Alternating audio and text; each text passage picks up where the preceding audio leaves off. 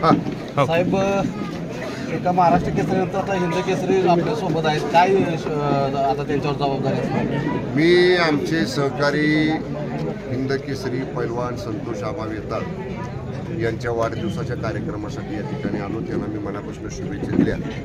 गेली 2 वर्ष 1.5 वर्ष ते माझ्याबरोबर सक्रिय काम करत आहेत आणि मी त्यांना आता सांगितलं, गाव आणि एवढ्या विभागापुरतं मर्यादित न राहता संपूर्ण जिल्ह्यामध्ये संघटन चांगलं वाढवण्यासाठी आणि लोकांची कामं करण्यासाठी, समाजाची कामं करण्यासाठी तुम्ही पुढं आलं पाहिजे.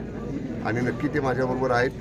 पक्षाच्या वतीनं, माझ्या वतीनं त्यांना मी शुभेच्छा दिल्या आणि पूर्ण ताकद ही समाजिमुख कामासाठी त्यांच्या पाठीमागं माझी राहील आणि नक्की त्यांचं भवितव्य उज्ज्वल आहे. महाराष्ट्रात खरं तर फार मोठ्या प्रमाणात पावसामुळे नुकसान झालेलं आहे. 8,500 हेक्टरी मदत शासनाकडून देण्यात आहे, मात्र शेतकऱ्यांच्याकडून 50,000 हेक्टरची मदतीची मागणी केली जात आहे आणि विमाच्या जे अटी नियम आहेत ते बाजूला काढण्याची मागणी केली जाते. या संदर्भामध्ये पावसाळ्याची परिस्थिती आहे. ज्या ज्या ठिकाणचा पाऊस उघडलेला आहे तिथले पंचनामे सुरू झालेले आहेत. जिल्हाधिकारी आणि जिल्हाधिकाऱ्याकडनं विभागीय आयुक्ताकडनं राज्य सरकार हे सगळे प्रस्ताव मंत्रिमंडळापुढे येतील.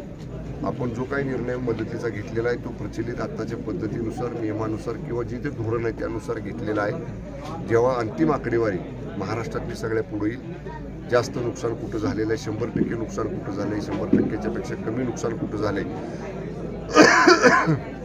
या सगळ्या नुकसानीची मान्य मंत्रिमंडळामध्ये चर्चा होईल आणि जरूर शेतकऱ्याच्या पाठीमागे हे सरकार उभं राहील. महाराष्ट्रात तुमच्या नजरेतून अशी एक तुमची पर्यटन विभागाकडून फोटोसाठी एक स्पर्धा सुरू लावली. हा, येस. तर त्या संदर्भात काय आपण एक नवीन कॉम्पिटिशन, महाराष्ट्रातली पर्यटन स्थळं ही छायाचित्रकार जी आहेत, व्यावसायिक छायाचित्रकार असतील किंवा इतर छायाचित्रकार असतील, त्यांनी ती छायाचित्र वेगवेगळ्या पर्यटन स्थळांची आमच्या MTDC आणि डायरेक्टर टुरिझमकडे द्यायची आहे.